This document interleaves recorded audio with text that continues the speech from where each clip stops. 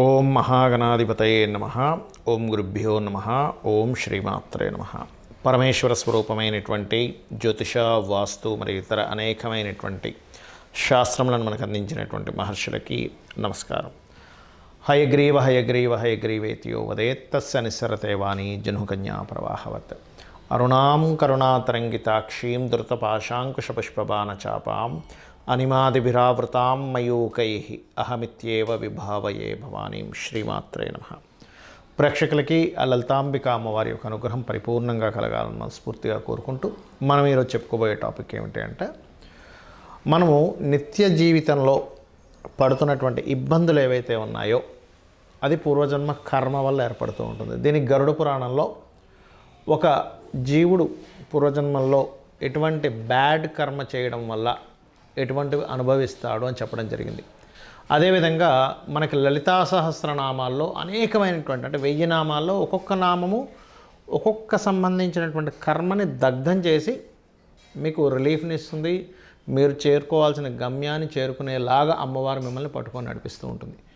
దీంట్లో అసలు జాతచక్రంలో ఏ గ్రహం మూలంగా మనం ఎట్లాంటి అనుభవిస్తూ ఉంటాము, ఎట్ ఏ సేమ్ టైం ఏ లగ్నం వారికి, ఏ రాశి వారికి అసలు వాళ్ళు చేసుకోవాల్సిన అంటే ఒక సమస్య వచ్చినప్పుడు చేసుకోవాల్సినటువంటి నామం ఏమిటి, లలితా సహస్రనామాల్లో మనం ఎట్లాంటి కర్మను ఎలా మార్చుకోగలగాలి. కర్మను ఎవరూ తప్పించుకోలేరు, గుర్తుపెట్టుకోండి. కాకపోతే కర్మ మన మీద పనిచేస్తున్నప్పటికీ దానికి తట్టుకునే శక్తి అమ్మవారి నామాల్లో ఏ నామాన్ని చేసుకుంటే మనకు వస్తుంది అనేటువంటి విషయాలు చెప్తుంది నేనైనప్పటికీ కూడా చెప్పేసింది సాక్షాత్ లలిత అమ్మవారిగా భావిస్తూ ఒక్కొక్క విషయాన్ని మనం తెలుసుకుందాం. కొంతమంది లైఫ్స్ చూస్తుంటే చాలా అసలు ఏమిటి అద్భుతం అనిపిస్తూ ఉంటుంది. ఏమీ లేదు, నార్మల్ లైఫ్.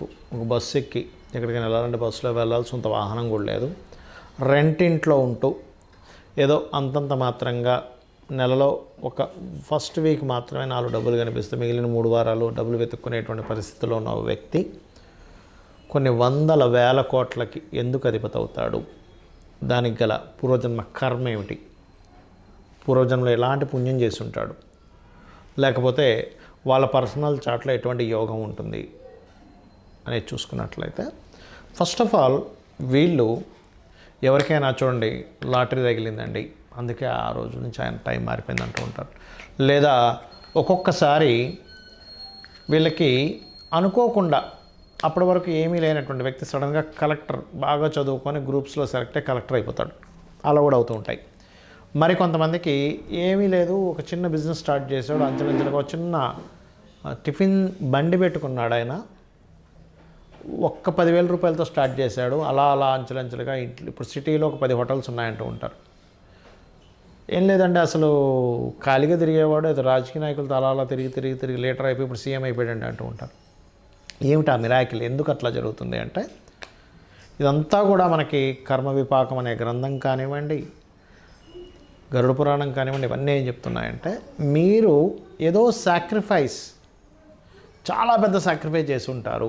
ఒక లాటరీ తగులుతుంది అనుకోండి, ఒక వ్యక్తికి లాటరీ తగిలింది అనుకోండి ఉదాహరణకి, ఒక ఊరు జనం మొత్తం బాధపడుతుంటే నా దగ్గర చాలా డబ్బులు ఉన్నాయి కదా, నేను ఎందుకు వాళ్ళ కష్టాలు చూసి నేనేమి చేయలేనా అనేటువంటి ఒక భావనతో ఆయన దగ్గర ఉన్నది మొత్తం ఊరు జనాలు మొత్తం పనిచేసి అమ్మయ్య మీరు అందరూ హ్యాపీగా ఉండండి చాలు అనుకునేటువంటి ఒక గొప్ప మనసున్న వ్యక్తి ఈ జన్మలో పుట్టినప్పుడు ఆ వ్యక్తికి ఆ నిధులు దొరకడం కావచ్చు, లాటరీ తగలడం కావచ్చు, లక్కీగా ఒక దీంట్లోకి వెళ్ళడం జరుగుతుంది. గుర్తుపెట్టుకోండి. ఎందుకు?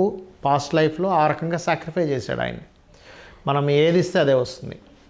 మరి ఇలా కాకుండా అసలు గ్రహస్థితి ఎలా ఉంటుంది? దానికి ఒక వ్యక్తి ఒక అద్భుతమైన స్టేజ్కి వెళ్ళాలి, ఫైనాన్షియల్గా కావచ్చు, వ్యాపారపరంగా కావచ్చు అనుకుంటే అసలు గ్రహస్థితులు ఎలా ఉండాలి అంటే ఒకటే గుర్తుపెట్టుకోండి. దీన్నే జ్యోతిష్శాస్త్రంలో నీచభంగ రాజయోగము లేదా విపరీత రాజయోగము అంటారు. నీచభంగ రాజయోగం అంటే ఏమిటంటే, గ్రహాలు నీచపడతాయి. నీచపడ్డం అంటే రవి ఇక్కడ ఉచ్చస్థానం కానీ ఇక్కడ నీచస్థానమై ఆ నీచంలో ఉండే గ్రహం ఇంకొక ఉచ్చగ్రహంతో కానీ లేకపోతే ఓన్ హౌస్ ప్లానెట్తో కానీ ఈ లార్డ్ వెళ్ళి ఉచ్చస్థానంలో ఉండడం కానీ ఉన్నప్పుడు అది ఉచ్చ ఫలితాలు ఇస్తుంది. అంటే నీచం భంగమై ఉచ్చ ఫలితాలు ఇస్తుంది. అలా ఎన్ని గ్రహాలు నీచభంగ రాజయోగంలో ఉంటే అంత గొప్ప వ్యక్తులు అవుతారు. మీరు ఎనీ పర్సన్ జాతకం తీసుకొని చూడండి, అందులో డౌట్ లేదు. లేదా ధనాన్నిచ్చే గ్రహాలు అద్భుతమైనటువంటి స్టేజ్లో ఉంటాయి. చూడ్డానికి ఏముంది ధనం ఇచ్చే గ్రహం అంత గొప్పగా లేదులే సెకండ్ లార్డ్ అనుకుంటాం. కానీ అక్కడ సెకండ్ లార్డ్షిప్ ఇంకోటికి వెళ్ళి లాభాన్ని ఇచ్చే గ్రహం ఇంకో దగ్గరికి వెళ్ళినప్పుడు వాళ్ళకి అసలు విపరీతంగా కలిసి వస్తుంది. నీచభంగ రాజయోగాలు విపరీత రాజయోగాలు అని చెప్పాయి. విపరీత రాజయోగం అంటే లగ్నం నుంచి 6వ అధిపతి లేదా 8వ అధిపతి లేదా 12వ అధిపతి, అంటే మేషం నుంచి అయితే బుధుడు, కుజుడు, గురువు. అదే వృషభం నుంచి అనుకోండి శుక్రుడు, గురువు, కుజుడు. మిథునం నుంచి అనుకోండి శుక్రుడు, కుజుడు, శని. ఇట్లా అంటే 6, 8, 12 అధిపతులు. 6th lord, 8th lord and 12th lord. ఇవి పాపస్థానాలే, కానీ ఇవి విపరీత రాజయోగాన్ని ఇచ్చే దాంట్లోకి వెళ్ళి కూర్చున్నాయి అంటే వాళ్ళ డైలీ లైఫ్ 6th ఆకస్మికంగా బోల్డ్ అంత సుఖాన్ని అనుభవించడం జరుగుతూ ఉంటుంది. అంటే ఇది మీకు ఫస్ట్ రావాలంటే పాస్ట్ లైఫ్లో చేసే కర్మ లేదా ఇప్పుడు మీరు నిత్యము చేసే సత్కర్మ, నిత్యము చేసే సత్కర్మ వల్ల అయినా మీకు ఈ మార్పు వస్తుంది. పూర్వజంలో చేసుకున్న కర్మ వల్ల అయినా వస్తుందని కర్మ విపాకం కానివ్వండి గరుడ పురాణంగా చెప్తూ ఉన్నాయి. మరి సరే నా జన్మజాతకంలో ఇవేమీ లేవండి, నేను ఒక అద్భుతమైన స్టేజ్కి వెళ్ళాలి అంటే 3 మార్గాలు.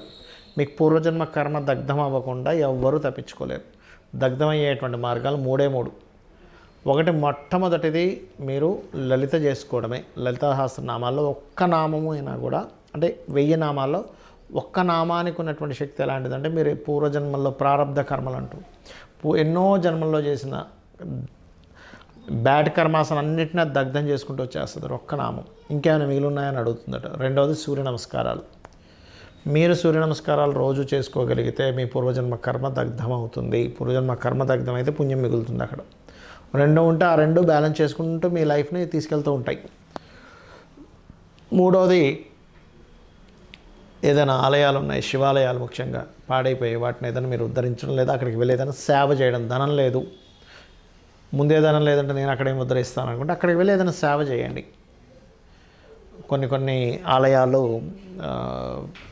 జీర్ణమైపోయిన స్థితిలో ఉంటాయి. అక్కడికి వెళ్ళి మీరు ఏదైనా సేవ చేయగలిగితే ఖచ్చితంగా మీ పూర్వజన్మ కర్మ దగ్ధం అవుతుంది.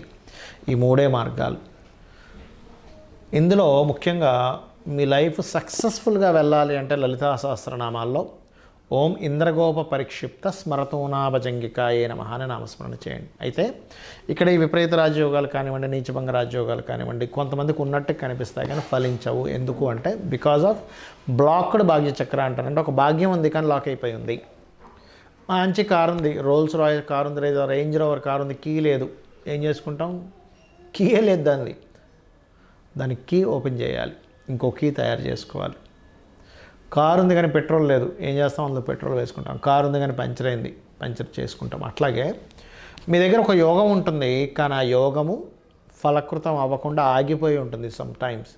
అది ఎందుకు ఆగింది అనే దాని మీద మీరు వర్క్ చేయగలిగితే ఖచ్చితంగా మీకు బాగుంటుంది.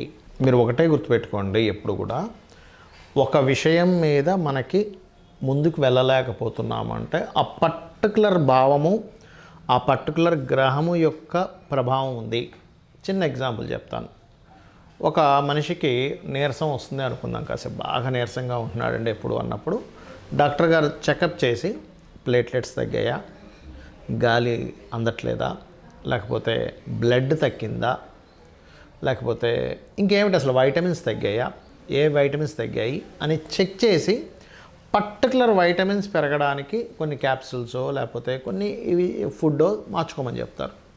అంతేగాని అన్నిటికీ ఆపరేషన్ చేసేటి తీసుకెళ్ళి, అవునా కదా? అలాగే మీ పర్సనల్ చార్ట్లో మీరు పుట్టినప్పుడు ఉండే జాతక చక్రం ఏదైతే ఉందో దాంట్లో మీ లగ్నం ఏమిటి, మీకు ధనాన్ని ఇచ్చేటువంటి ప్లానెట్ ఎవరయ్యారో అది పట్టుకోగలగాలి. డబ్బులు రావట్లేదు అని బాధపడుతుంటారు. అలా కాదు, మీకు ధనాన్ని ఇచ్చే ప్లానెట్ ఎవరయ్యారో, ఆయన ఎంత స్ట్రాంగ్గా ఉన్నాడు, ఎంత వీక్గా ఉన్నాడు. వీక్గా ఉన్నప్పుడు దాన్ని ఎలా స్ట్రాంగ్ చేసుకోవాలి.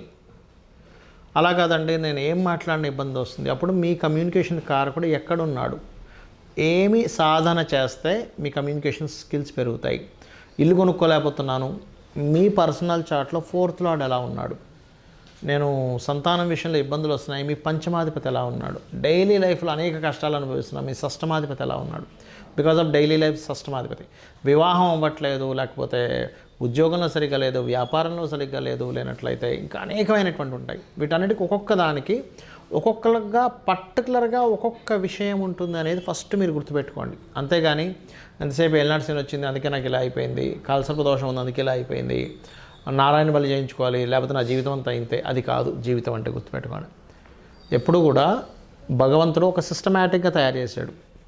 మీరు ఏ కర్మ చేశారో ఆ కర్మ తగ్గట్టుగా ఇక్కడ మీరు ఏ దేవతని లేకపోతే దేన్ని పట్టుకొని ఒక సిస్టమేటిక్గా మీరు రోజు సాధన ఎంతవరకు చేస్తున్నారు, దానివల్ల మీ పూర్వజన్మ కర్మ ఎంత దగ్ధమవుతుంది. గరుడ పురాణంలో చాలా స్పష్టంగా మీరు పూర్వజన్మలో చేసినట్టు కర్మ ఏ రకంగా అనుభవించాలి అని మహావిష్ణువు చెప్పాడు గరుడుడికి. అంటే విష్ణువే స్వయంగా చెప్పాడు అంటే ఇక్కడ మనం అర్థం చేసుకోవాలి. దాని ఆధారంగా చాలామంది అంటుంటారు ఏమంటే మనం కర్మని మార్చలేమని. ఇది ఎలా ఉంటుందంటే కర్మను మీరు మార్చలేరు 100% అందులో ఎటువంటి డౌట్ లేదు. మరి ఎందుకంటే ఇదంతా చెప్తున్నారంటే చిన్న ఎగ్జాంపుల్ చెప్తాను. ఇప్పుడు చలికాలం వచ్చింది, విపరీతమైన చలికాలాన్ని మనం మార్చలేం, కానీ చలి మనకి తగలకుండా, చలి మన మీద ప్రభావం చూపించకుండా ఒక స్వెటరో లేకపోతే ఒక హీటరో లేకపోతే ఒక మంట పెట్టుకుని దాని ముందైనా కూర్చోగలుగుతాం. మీ సర్కిల్ మీ వరకు ఆ చలిని అవాయిడ్ చేయగలుగుతారు, కానీ ఓవరాల్గా చలిని అవాయిడ్ చేయలేదు. అది ఎలాగో ఇది కూడా అంతే. బాగా ఎండ ఉంది, విపరీతం కుక్క పెట్టేస్తున్నాడు, ఏసీ రూమ్లో కూర్చోండి, ఎందుకు కుక్క పెడుతుంది అంటే ఏంటి, మీరు ఉండే ప్రదేశం కూల్ అయిపోయింది. బయటంతా ఎండ ఉన్నా అసలు మీరున్న ప్రదేశం ఎలా అయితే కూల్ అయితే మీరు మీ వరకు మీరు ఎలా ఉన్నారో హ్యాపీగా, అలాగే మీకు ఒక మంత్రం అనేటువంటిది ఏదైతే ఉందో లలితా సహస్రనామాల్లో ఇప్పటివరకు నేను ఏవైతే చెప్పానో అవి 100% మీకు ఒక రక్షణ కవచంలా నిలబడి మీరు హ్యాపీగా ఉండేలాగా అమ్మవారు చూసుకుంటుంది. ఇది 100% సత్యం, గుర్తుపెట్టుకోండి. ఒక దేవతను ఉపాసించండి, ఒక అనుష్ఠానంగా చేయండి, నిత్యము ఉదయం సాయంత్రం పూజ చేయండి, ఒక మంత్రం తీసుకోండి, మీరు టాప్ పొజిషన్లోకి వెళ్ళకపోతే అడగండి. శ్రీమాత్రే నమః.